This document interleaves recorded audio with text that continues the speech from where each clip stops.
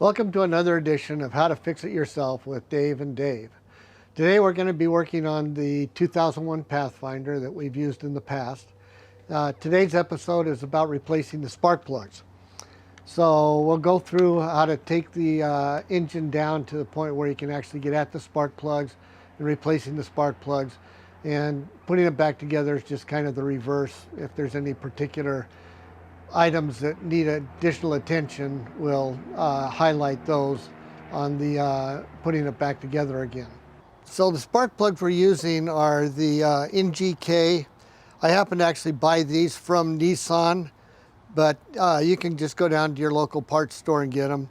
These are platinum tipped, so you want to be very careful as you try and check the gap on them. Make sure that you don't damage the tip. They're very sensitive. I do like the iridium a little better, but these are awfully good spark plugs, and the platinum works just fine. You can get a good 60 to 80,000 miles off a nice set of platinum plugs. So one of the first things you want to do is you want to take a look at the spark plug and make sure that that the gapping is correct. Now you'll find that in the owner's manual. If you no longer have an owner's manual, you can look it up online. This particular one is a 0.43 on the inch scale, and if you're looking at the metric scale, it's a 1.1. This one actually has a 4.4 and a 1.11. So what we want to do is just take a look and make sure that it almost goes through but doesn't quite go through on that 4.4 scale.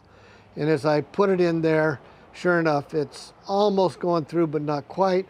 We go down the next lower level and it goes right through.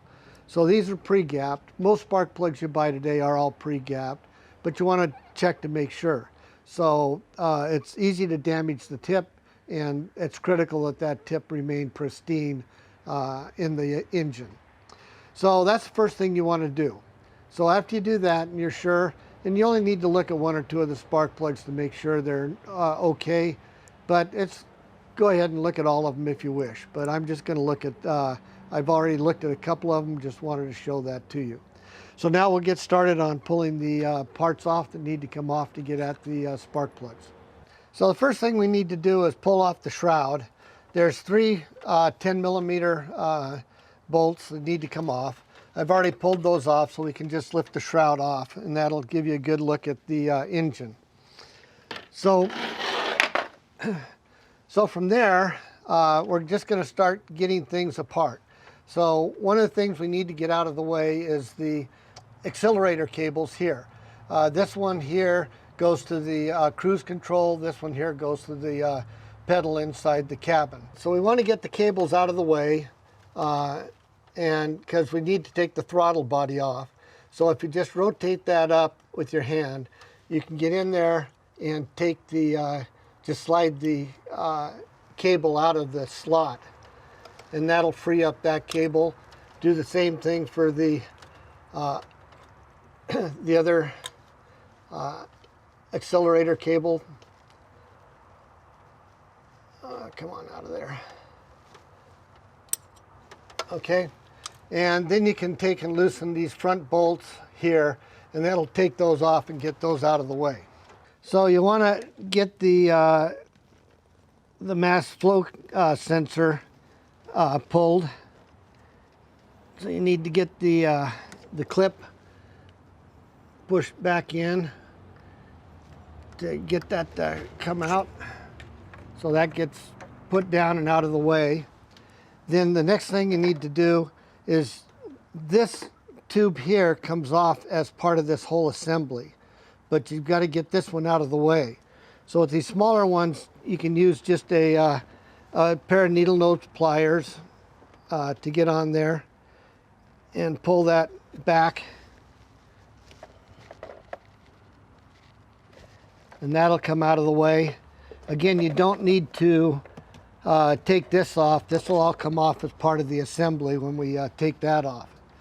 I've already loosened this hose clamp here. So this hose clamp here is loose. It's not quite ready to come off yet, but it is loose.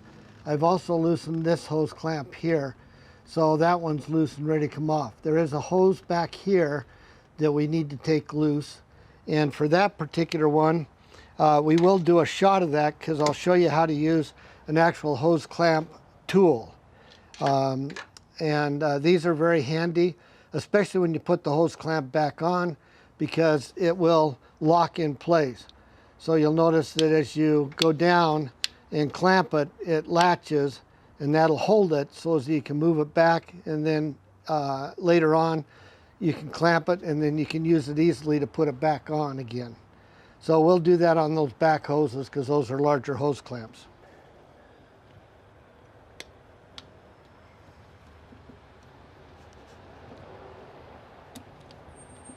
All right, so now you can see that the hose clamp's off, and that's a little bit of a stiff hose, so we'll have to kind of jimmy it off of there. Okay, there we go. All right, so this is one of the spark plugs. So this is what we're looking for, these flat white tops. They're held in by one 10mm screw.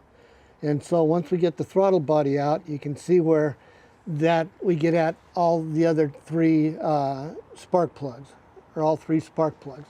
This back one's a little difficult just because you've got a lot of wires and stuff you need to work around to get to it. We still have this hose to pull off yet, but when they come out, they'll have a stem. The top here is actually a high voltage coil. And so they use a low voltage input to the high voltage coil, and that's what fires your spark plug. So it'll have a stem to it, and then down fairly deep in there will be the spark plug itself. So we'll pull the hose and pull the throttle body, and then we should be ready to pull the spark plugs on this side. So these take a hex driver, and it's a 6mm hex driver. So we'll go ahead and get the 6mm in there and loosen them up, and then you can go ahead and take them all out. Once you kind of get them loose, they'll come out, they'll be finger loose so you can get them off. So then go ahead and finish taking off your bolts, and then you can remove the throttle body. Like I said, while it's out, we'll take this over to the side of the house, and we'll get some throttle body cleaner on it and kind of get it cleaned out, because it's showing a fair amount of dirt, as you saw earlier.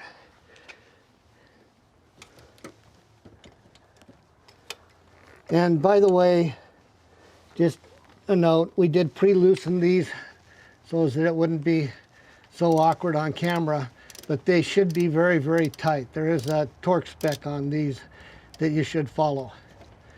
All right. So we'll go ahead and take that off, and we'll be back to you after we get that off. So the first thing we want to do is we need to get this 10mm bolt off of here so we can pull these out of the way to get at this particular spark plug right there. So we've got it loose now. We'll go ahead and pull it out.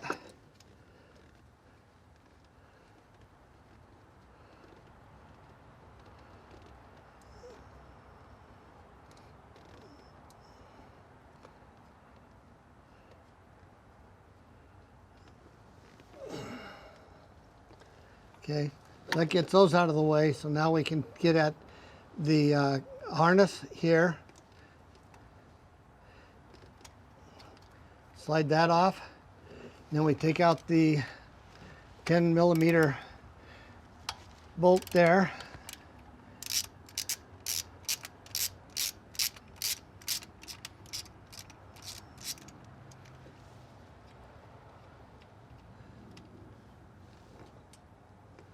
And then just gently start wiggling and lifting. You don't want to pull hard. You want to let it come on up. And that's the spark plug attachment there. So that's the electrical connection down into the spark plug. As I said, it's quite deep down in there. And we'll go ahead and clean out the surfaces on this. We'll get some lube on it and clean out the block a little bit so as it all goes back together nicely. So you'll want to use a actual spark plug wrench. if you can see down inside, it's got a little rubber boot in there, and that'll keep you from cracking the top of the spark plug. Now when you're taking it out, not quite as important, but when you're putting the new ones in, you want to be sure you get that, have it on that boot. Now these particular spark plugs, as you saw when we looked at them earlier, have a really long thread. So this is going to take a little bit of time to get it all the way out and loose.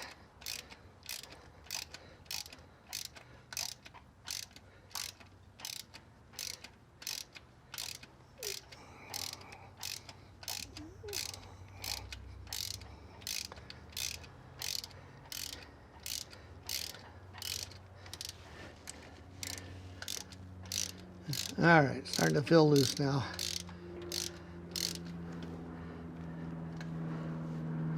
Yep, not quite as loose as I thought.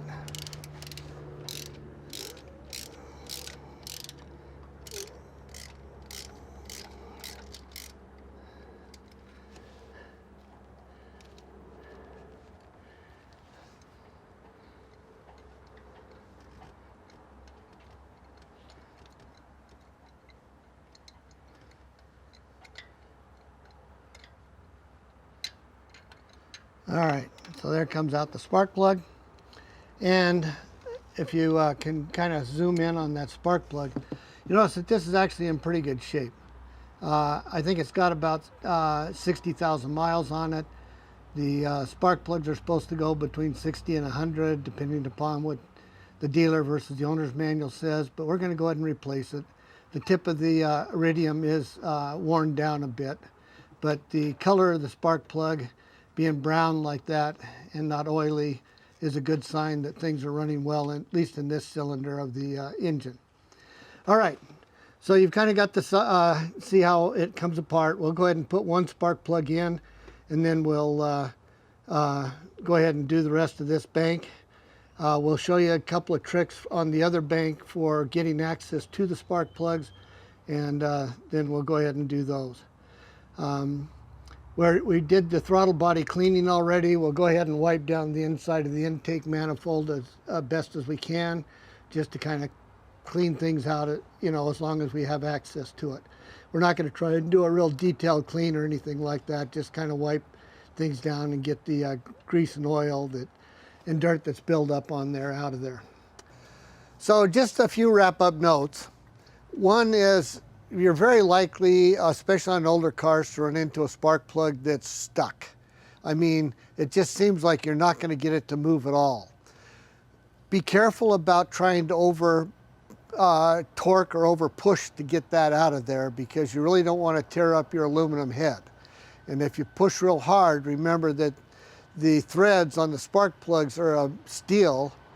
Even though they may be a coated steel, they're still a steel. And that against a aluminum head, your aluminum's going to give before your steel threads do. So what you want to do is you want to go very, very slowly. Just recognize you're going to be hours at this, and just take the time and just put it in your head, okay, this is going to be time consuming. So you want to just move it a little bit at a time, as much as it'll give, with a good push, but don't be getting a big pry bar out there and just jam it out of there. You'll take out the head. So just take it when it can, pull it back a little bit, then let it sit, to let everything kind of recoalesce to where it was, because it's all garbaged up, probably with a lot of crud from the gasoline, so it'll be a lot of carbon scarring up in there. And just keep working it just a little bit at a time, maybe a couple inches on your wrench at a time, and then back it off, let it sit, do it again, and just slowly work it out. Now you can also try to use some penetrating oil down there. Again, if you do that, you'll want to let it set for a while, because it takes a while for the penetrating oil to get down in there. It may or may not help. It depends on how long your threads are as to whether that'll work. But again, just recognize that it's just one of those things that's going to take some time, and if you get too anxious and start doing too much pressure on it, it's just going to take out your head. And that's a lot worse than spending a few hours trying to get the spark plug out of there. If you do use penetrating oil, recognize that it's going to go down into your cylinder. When you first start up your car, you're going to get all kinds of smoke out the tailpipe from burning that penetrating oil. Your O2 sensors aren't going to like it. Most likely they'll be fine and survive, but just be aware that it may take out an O2 sensor. Again, replacing an O2 sensor and being hours at taking out a spark plug is a lot cheaper than having to pull the head and either replace the head or do an all thread on the head or do some other item to try and refurbish that head. All right, now when we're putting in new spark plugs, I always recommend using anti-seize, but be careful which anti-seize you get. You want the copper anti-seize so that it has good electrical conductivity. The copper is also a much higher temperature rating. It's way higher than what the engine should ever get to, but go ahead and use that. You don't need a lot.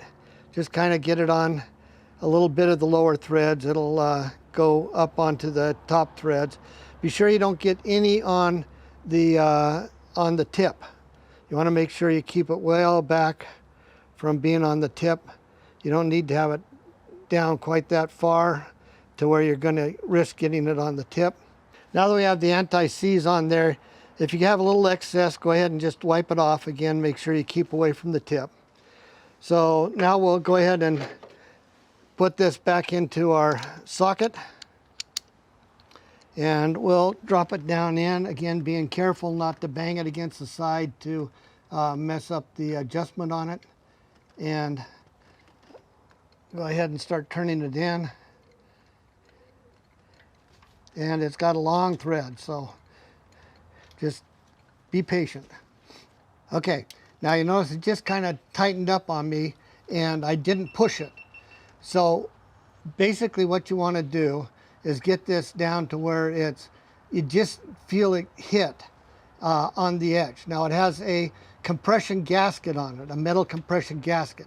And so now you want to take and turn it about a half a turn to compress that gasket and to seal up the spark plug. You'll notice after I get about a half a turn on there, it really gets tight. And so now we've got it seated properly. Your spark plug, the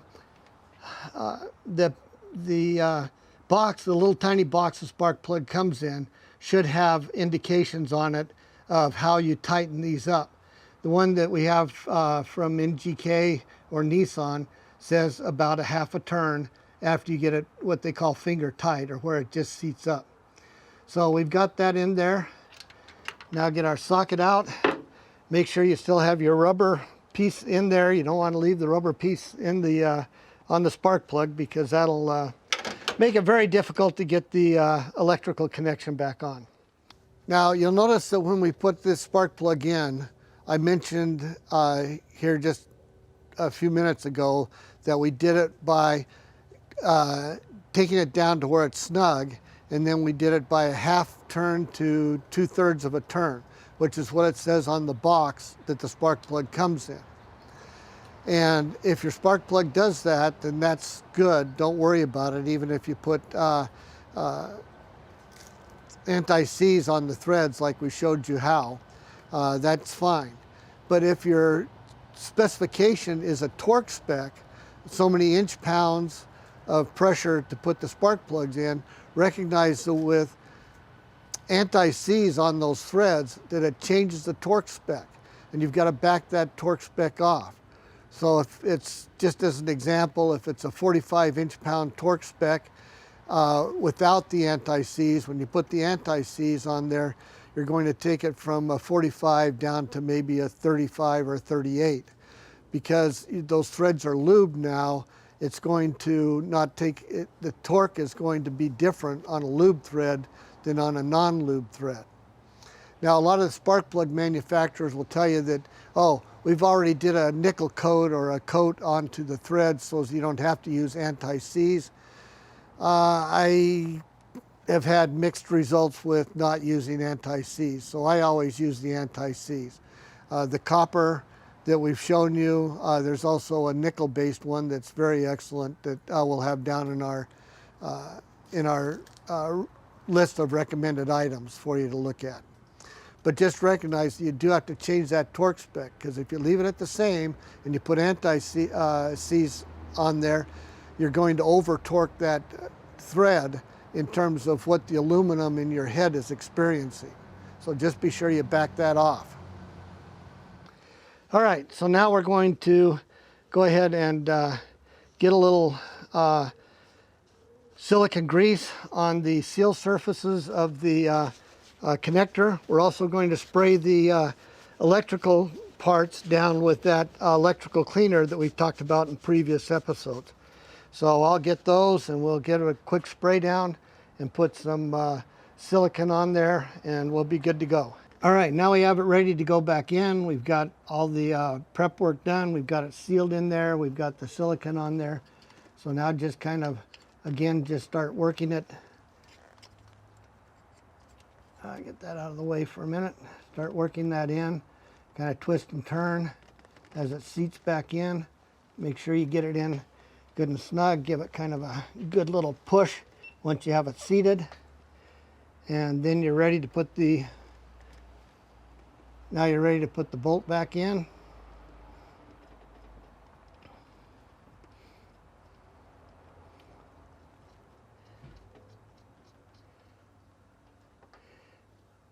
And connect the electrical connector.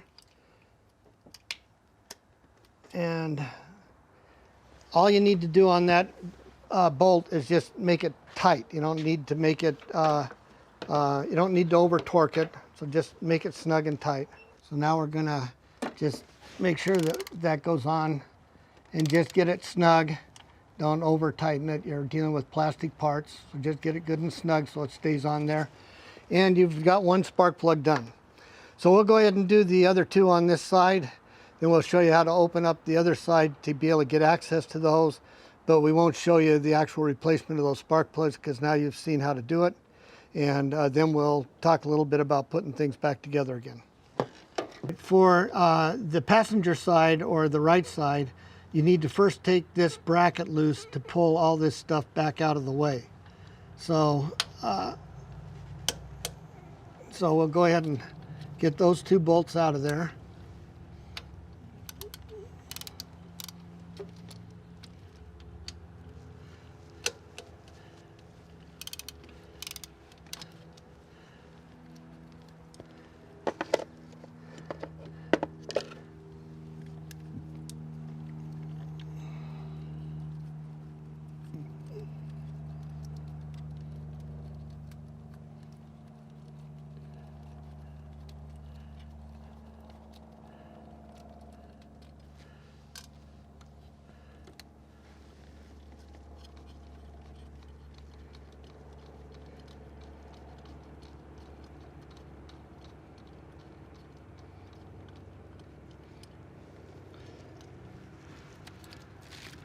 All right, so now you can take and get this stuff out of the way. You might have to pull your dipstick there and set it on the other side, but you can clearly see that you now have access to these two here.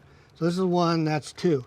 Now to get access to that third one, you can get down in here if you like, or you can take and pull these two guys off of here. Now, if you decide to go ahead and take these guys off of there, that's fine. But I would recommend you do it off of the support clips rather than off of than just take the connectors apart. All right, so now that we've got that out of the way, now you can see how you can just lean this back. You'll need to pull your transmission fluid dipstick, and once you move that, then you can slide all of this stuff back out of the way. It's a little tight, but you can get your hands down in there to get all three of those spark plugs. Again, this first one looks different. It has a very different connector than those pancake ones, but it's pretty obvious where they're at.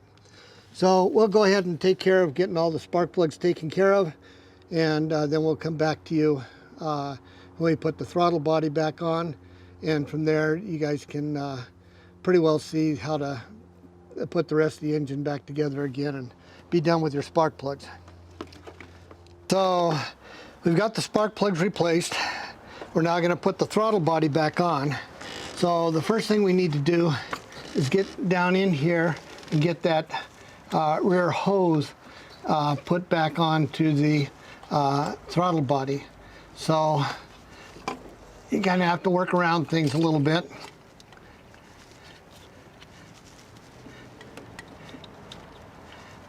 So these are water hoses that help the throttle warm up properly and quickly. And so they're very important. And if you don't put them on, you're going to spray water all over the place. So you want to be sure and get those on.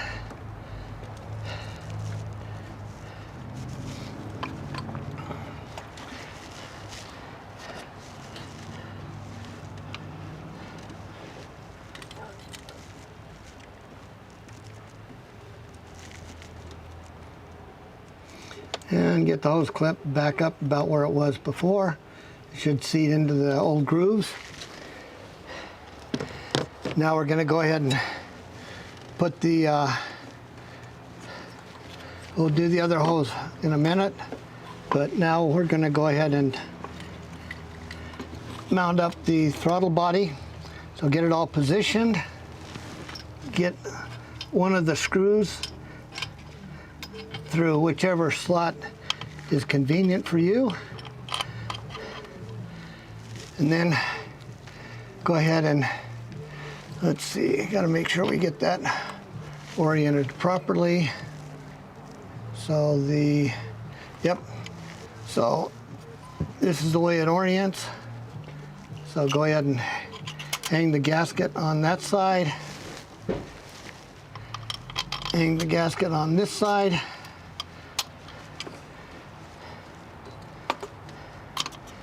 And go ahead and get the bolt started.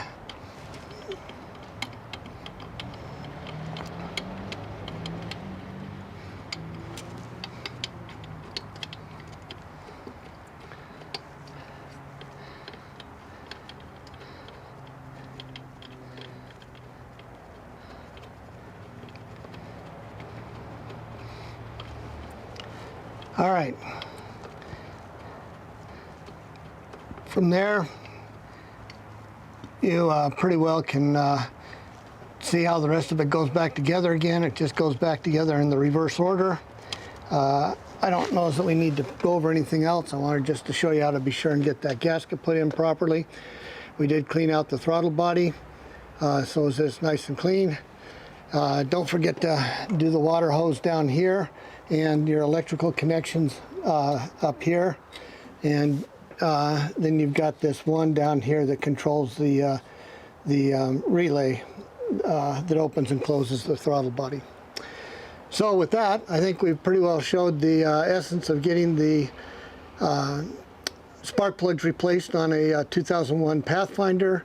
Again, this is a common thing to do, and many engines are built very similar, so you'll run into the same sort of issues.